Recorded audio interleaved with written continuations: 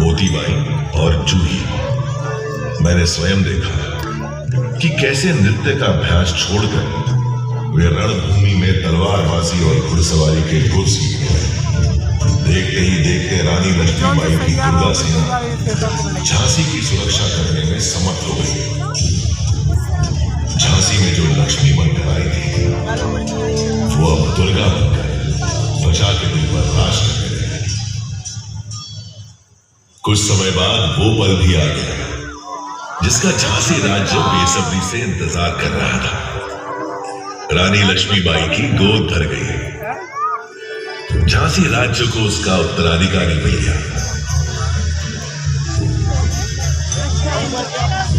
महाराज गंगाधर के आंगन में थालियां बजी। पूरा झांसी राज्य खुशियों से सराबोर हो उठा। झांसी के इस उत्सव को न जाने किसकी नजर लग गई। खुशियों की शहनाइयों से अचानक मातम के स्वर फूटने लगे। मात्र 3 माह की किलकारी को क्रूर काल निगल गया। रानी की गोद उजड़ गई। इस घटना से महाराज गंगाधर को गहरा सदमा लगा। उनका स्वास्थ्य बिगड़ने लगा। उन्हें लाइलाज लोगों ने घेर लिया। महाराज को झांसी के भविष्य की चिंता सताए जा रही थी। झांसी के राज सिंहासन को वारिस मिल सके, इस उद्देश्य से उन्होंने अपने ही वंश के एक बालक को गोद ली गई। महाराज गंगाधर और रानी लक्ष्मीबाई ने इस दत्तक पुत्र का नाम रखा दामोदर राव। अभी झांसी के भविष्य की सुरक्षा डावाडोल ही थी कि झांसी के वर्तमान का सूरज भी बुझ गया। असमय निधन हो गया महाराज गंगाधर राव का। रानी लक्ष्मीबाई ने किसी तरह होश संभाला। तब उन्होंने पीड़ा के आंसुओं को पोंछकर एक संरक्षक के रूप में लॉर्ड डलहौजी ने झांसी को हथियाने के हथकंडे शुरू कर दिए। झांसी में तैनात अपने पॉलिटिकल असिस्टेंट मेजर एलिस के जरिए रानी तक अपना फरमान पहुंचाया। रानी साहिबा, सन 1804 में हुई संधि के मुताबिक झांसी पड़ोसी राज्यों की तरह ईस्ट इंडिया कंपनी के अधीन आता है। अब चूंकि स्वर्गीय महाराज गंगाधर राव की अपनी कोई संतान नहीं है, इसलिए कंपनी उनके गोद लिए हुए पुत्र दामोदर राव को झांसी के उत्तराधिकारी का दर्जा नहीं दे सकती। आपको सूचित किया जाता है कि अब झांसी राज्य पूरी तरह से कंपनी के अधीन रहेगा। इसके एवज में कंपनी रानी लक्ष्मीबाई को उनके निजी खर्च के लिए 5,000 रुपया महीना की पेंशन अदा करने की मंजूरी रानी लक्ष्मीबाई को हुक्म देती है कि वे जल्द से जल्द अपने जरूरी सामान के साथ झांसी का किला खाली कर दें। हम सुना करते थे कि व्यापारियों के भेष में लुटे हैं आप लोग। आज आपने इस बात को सिद्ध भी कर दिया। वापस जाकर कह दीजिए अपने गवर्नर जनरल लॉर्ड डलहौजी से, हम उनका फरमान स्वीकार करते हैं। मैं अपने जीते जी अपनी झांसी नहीं दूंगी, नहीं दूंगी। अंग्रेजी फरमान सुनकर रानी लक्ष्मीबाई क्रोध की ज्वाला से दहक उठी। वो जानती थी कि अंग्रेज झांसी को हथियाकर उसे बर्बाद करना चाहते हैं।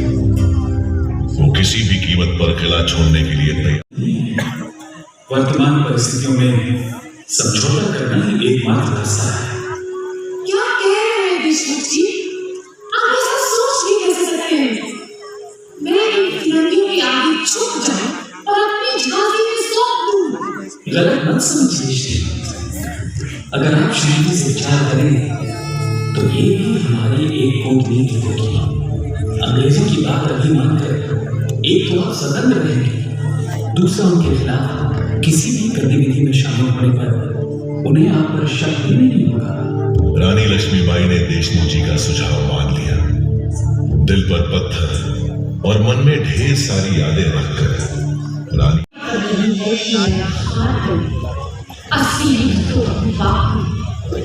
बिठूर में पेशवा बाजीराव ने मुझे देश प्रेम, स्वधर्म और स्वराज की शिक्षा दी। अब समय आ गया है कि मैं उनके द्वारा बताए गए स्वराज के मार्ग पर ही चलूं। इसके लिए चाहे जब मेरे प्राण ही क्यों न त्यागने पड़े। उन्हीं ने कहा कि युद्ध के दौरान अगर मारे जाओ तो स्वर्ग की प्राप्ति होगी, अगर जीत हो तो पृथ्वी पर राज्य का आनंद लोगे। सो हे कुंती पुत्र, उठो और युद्ध करो। इतना कहकर रानी इस किले को छोड़कर चली गई। उस दिन दुल्हन बनकर आई रानी को मेरी देहरी से बाहर जाना पड़ा। मेरी दीवारें फूट कर रोई।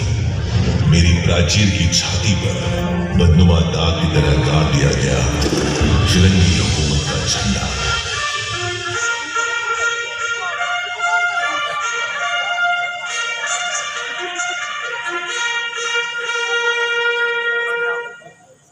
हंसती खेलती झांसी का सुख वैभव छिन गया। अंग्रेजी हुकूमत ने न केवल आम जनता को प्रताड़ित किया, उनकी छावनी में अंग्रेजों के खिलाफ हल्ला बोल दिया गया।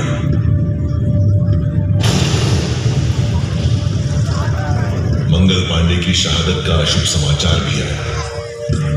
लेकिन 10 मई आते आते मेरठ में भी बगावत की शुरुआत हुई, जो दिल्ली को आजादी दिलाने तक जा पहुंची।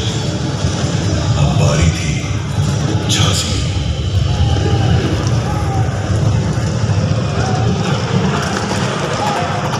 5 जून 1857 को 12वीं पैदल सेना के सिपाहियों ने स्टार फोर्ट पर हमला बोल दिया, जो अंग्रेजी कंपनी का दिन था।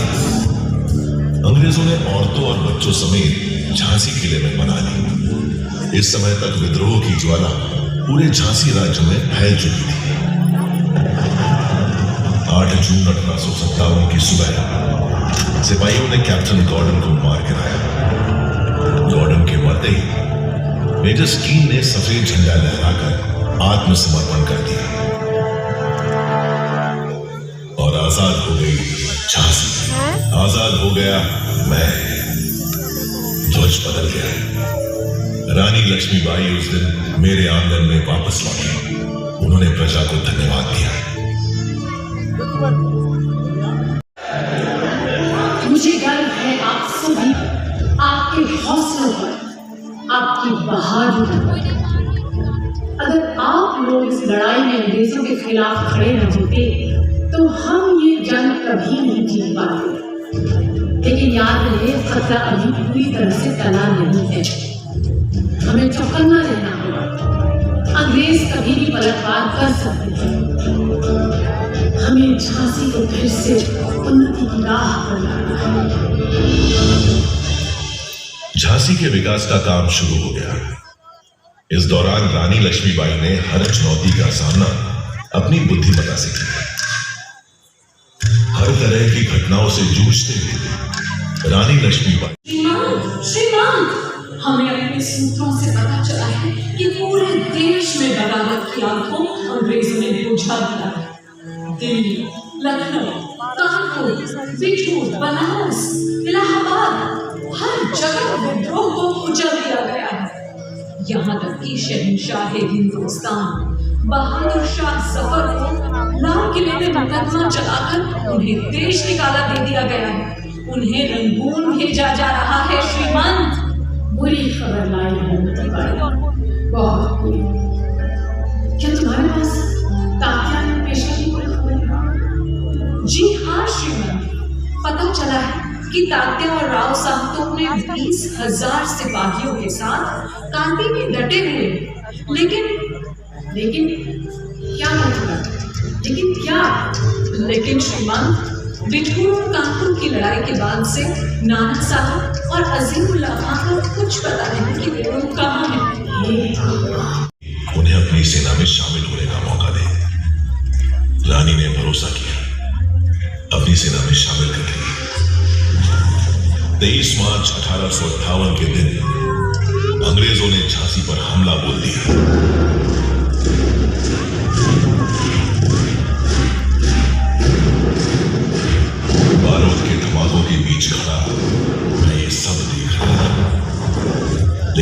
झांसी में वफादारों की भी कोई कमी नहीं थी। फाटक पर ही अंग्रेजों पर टूट पड़े कुंवर खुदा बख्श। लड़ते लड़ते उन्होंने अपने प्राणों की आहुति दी थी।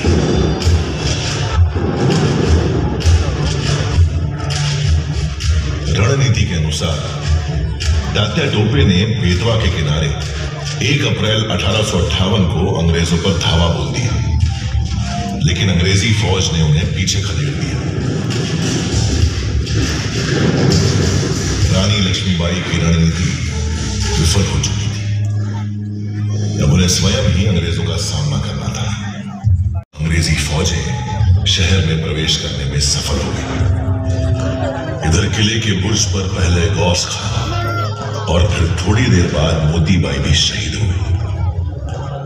रानी लक्ष्मीबाई ने अपने 3 सबसे होनहार सैनिकों को खो दिया। आज भी इस किले की मिट्टी में ही सुपुर्दे खाक है ये शूरवीर। रानी अंग्रेजों का डटकर मुकाबला कर रही थी, लेकिन परिस्थितियां झांसी के विरुद्ध होती जा रही थी। उस समय अंग्रेजों को भ्रमित करने के लिए बहादुर झलकारी बाई रानी लक्ष्मीबाई का वेश धारण करके युद्ध भूमि में उतर गई। वेशभूषा के कारण झलकारी को रानी समझकर उनसे युद्ध करने लगे। झलकारी ने रानी लक्ष्मीबाई और उनके पुत्र की जान बचाने के लिए अपने प्राणों की आहुति दी। तभी मैंने देखा कि कैसे अपने घोड़े किले की टूटी हुई दीवारों से कूदी और देखते ही देखते मेरी आंखों से उछल हो गया।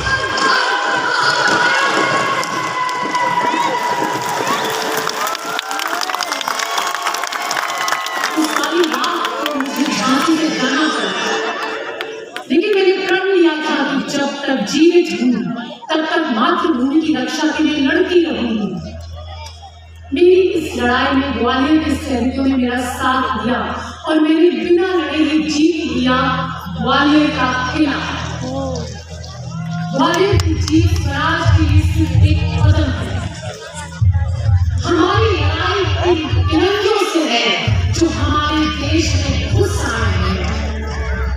हमें इन्हें अपने देश से बाहर निकालना है और स्वतंत्र भारत का जो सपना हम सबने मिलकर देखा है उसे पूरा करना है। भारत भूमि के वीर जवानों, अब वक्त आ गया है मातृभूमि का ऋण उतारने का। तो हो जाओ तैयार अंतिम युद्ध के लिए। हर हर महादेव।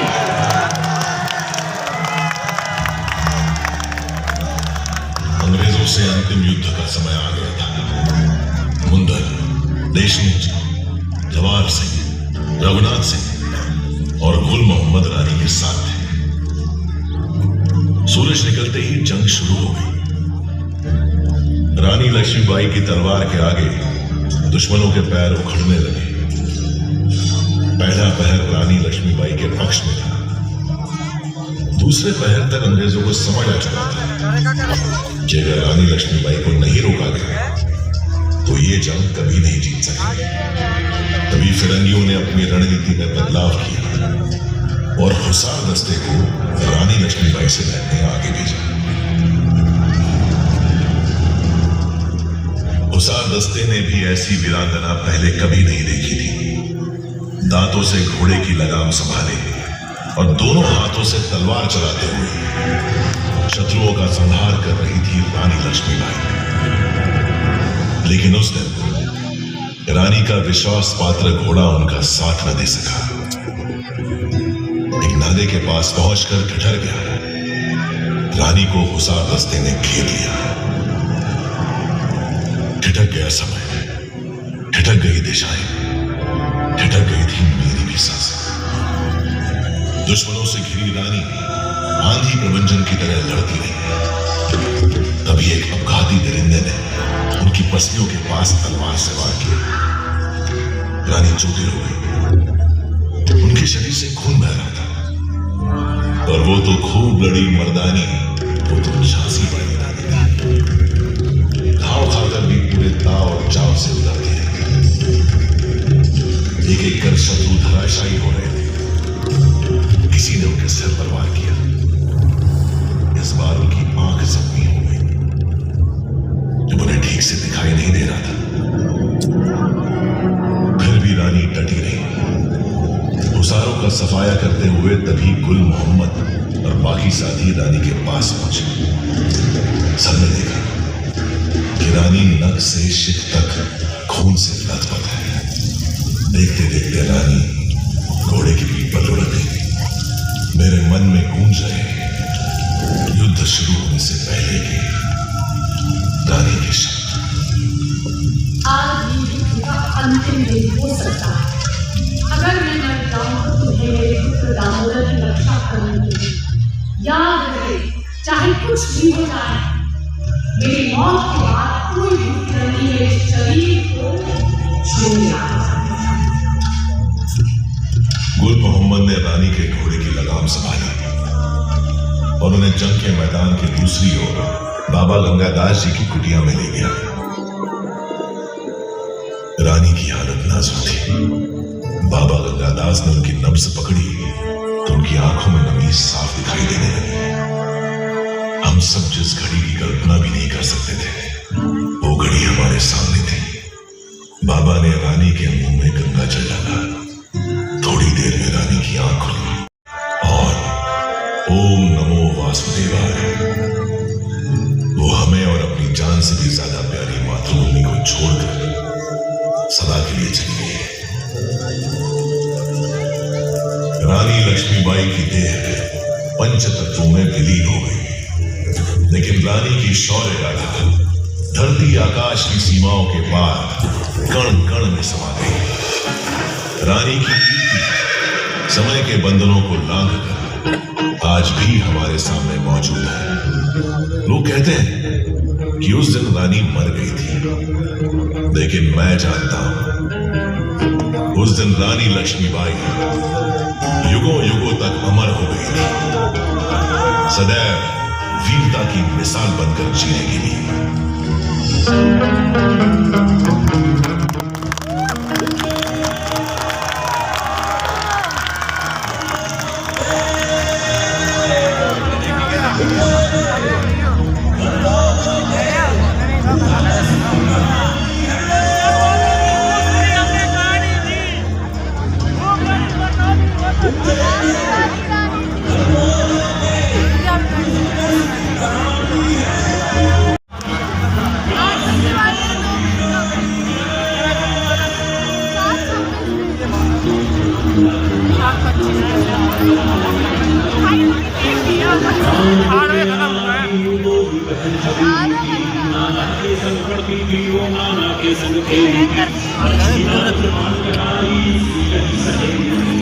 शिवाजी की गाथाएं